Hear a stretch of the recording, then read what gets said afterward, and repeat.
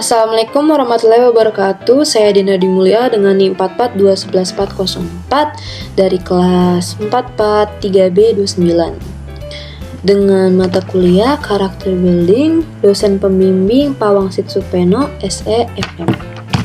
Saya di sini ingin membahas keprihatinan bangsa tentang bencana alam banjir. Fenomena banjir ini merupakan permasalahan utama saat ini karena sering terjadi di sebagian besar wilayah Indonesia, terutama itu di ibu kota Jakarta. Karena bencana banjir ini adalah salah satu bencana yang akrab kita sering jumpai. Karena banjir ini adalah dapat menimbulkan gangguan keberlangsungannya kehidupan manusia. Nah, menurut Kamus Besar Bahasa Indonesia atau KBBI ini adalah peristiwa tenggelamnya daratan yang disebabkan oleh volume air yang meninggi. Lalu di slide 2 ini adalah faktor banjir. Hampir di setiap musim hujan tiba, maka datanglah banjir. Nah, banjir ini datang akibat turunnya curah hujan yang tinggi atau di atas rata-rata normal dan naiknya volume air ke permukaan. Nah, menurut kode T ini ada dua faktor yang menyebabkan munculnya banjir. Yang pertama itu adalah banjir akibat manusia, yang kedua ini adalah banjir karena alam. Yang pertama ini banjir akibat tindakan manusia ini seperti kawasan kumuh, sampah di mana-mana, drainase di perkotaan dan pengembangan atau pertanian gitu. Kerusakan bangunan pengendali air dan rusaknya hutan akibat penebangan. Nah, hal ini tentu menjadi PR bagi kita semua untuk menjaga lingkungan. Dan yang kedua ini adalah banjir karena alam, seperti turunnya curah hujan, pengaruh fisiografi atau erosi dan sedimentasi. Dan yang ketiga ini adalah kapasitas sungai atau kapasitas drainasi yang tidak memadai. Dan yang berikutnya adalah air pasang. Nah, berikut ini adalah dampak banjir. Banyak sekali dampak yang ditimbulkan akibat banjir bagi masyarakat, ya, seperti kerugian primer, sekunder, dan tersier. Yang pertama ini adalah seperti mengalami kerusakan rumah, menjadi sumber penyakit seperti sumber penyakit kulit, dan yang ketiga ini adalah krisis air bersih, dan dampaknya ini bisa memakan korban jiwa dan harta benda itu menjadi hanyut akibat banjir. Nah, banjir ini mempunyai 5 tipe jenis. Nah, yang pertama ini adalah banjir yang paling berbahaya, yaitu adalah banjir bandang. Nah, banjir bandang ini kenapa bisa dibilang paling berbahaya? Karena banjir ini bisa mengangkut dan menyeret apa saja akibat kuatnya arus air yang kencang. Dan yang kedua ini adalah banjir air.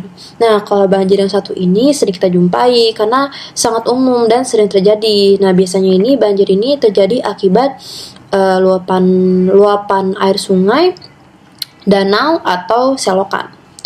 Dan yang ketiga ini banjir lumpur. Nah, kalau yang berikutnya ini banjir lumpur ini hampir mirip dengan banjir bandang, namun bedanya di sini dicampur dengan lumpur. Nah, banjir ini muncul akibat dari dalam tanah bumi sampai ke daratan seperti air yang bercampur tanah.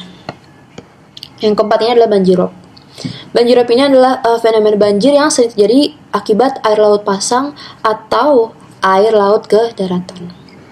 Yang kelima adalah banjir Cilenang. Nah, kalau banjir ini hampir mempunyai mirip dengan banjir air, namun bedanya di sini banjir Cilenang ini terjadi akibat derasnya hujan sehingga volume air itu tidak bisa tertampung.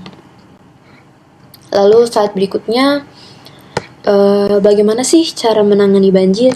Nah, seperti yang pertama ini membuat bendungan dan waduk. Yang dimaksud ini adalah banjir memang tidak bisa kita hindari, namun kita bisa minimalisir dengan membuat penahanan terhadap banjir seperti bendungan, waduk, supaya meningkatkan kapasitas saluran drainasi atau sungai. Dan yang berikutnya ini adalah menjaga lingkungan dan tidak membuang sampah sembarangan. Nah, ini yang paling penting, seperti mengurangi penumpukan sampah yang banyak, karena bisa mengakibatkan penyumbatan air dan juga berarti di sini kita harus bekerja sama untuk menjaga lingkungan dan tidak membuang sampah sembarangan dan peduli sekitar atau peduli lingkungan demi menyelamatkan lingkungan. Mungkin di sini kita bisa dengan mengadakan kegiatan kampanye dengan tidak membuang sampah sembarangan atau tidak membuang sampah ke perairan sungai atau lingkungan sekitar. Nah, ini bisa menjadikan masyarakat menjadi sadar akan kebersihan lingkungan agar aliran itu tidak tersumbat. Dan yang berikutnya ini adalah penghijauan atau penanaman pohon kembali seperti reboisasi. Yang dimaksudkan di sini adalah reboisasi itu adalah kita bisa meminimalisir tingginya luapan air yang berlebihan dengan cara penanaman atau penghijauan dengan melakukan penanaman pohon kembali atau reboisasi.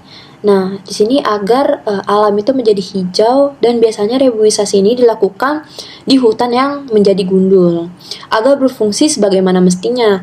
Nah, karena hutan ini memiliki fungsi sebagai penyimpanan cadangan air dan mencegah penebangan liar dengan cara menindak.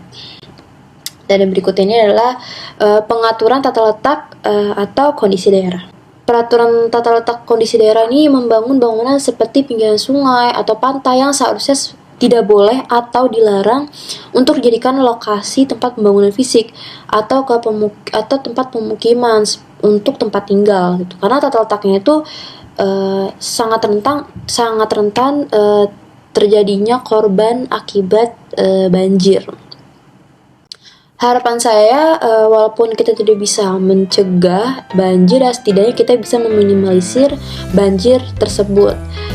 Dan semoga semua ini bisa dijadikan PR atau pembelajaran bagi kita semua. Sekian presentasi saya mengenai bencana alam banjir dari mata kuliah karakter building. Saya Dina Dwi Mulia, pamit undur diri. Terima kasih. Assalamualaikum warahmatullahi wabarakatuh.